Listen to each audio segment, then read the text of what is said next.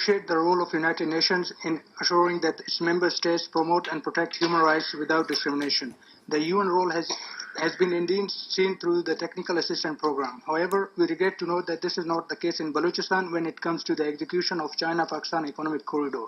Contradictory to the concept of a UN Technical Assistance Program, the recent economic projects between Pakistan and China has brought more death and destruction for the Baloch people instead of development and prosperity.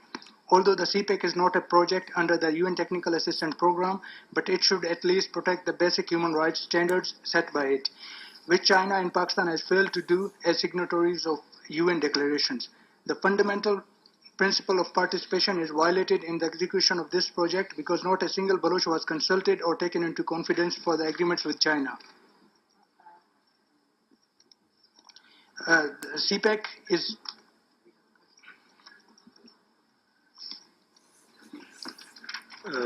yes, Pakistan. Thank you, Mr. Vice President. It was not my intention to take the floor at this time, and I had to request for the floor because we are very mindful of our international human rights obligations and commitments to promote and protect human rights and fundamental freedoms. We highly value the contribution of the civil society organizations. However, the participation of the civil society organizations should be in line with the ECOSOC Resolution 1966-31 as well as the IB package.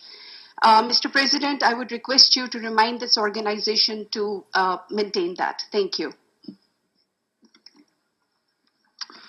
So thank you very much. I understand that was the point of order, and I ask distinguished representative of NGO to follow accepted rules at UN during the statement. Please, you can continue. Thank you, Mr. Vice President.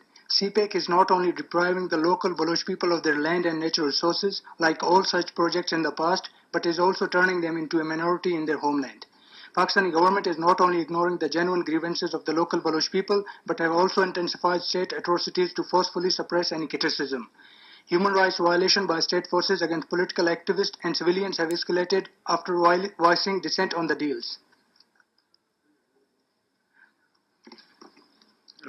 Yes, Pakistan, please. I'm sorry once again, Mr. Vice President, to make the same point of order and make the same request. Thank you.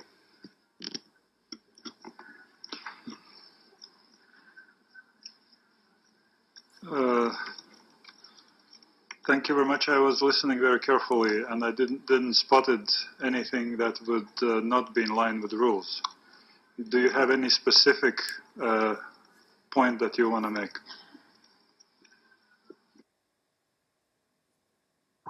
So, Vice President, we feel that the representative of this NGO is talking about an issue which is not covered under this agenda item. Thank you. We're talking about item 10, technical cooperation capacity building.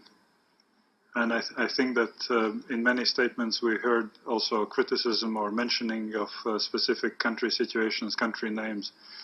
So nevertheless, I would ask NGO representative to make points under item 10.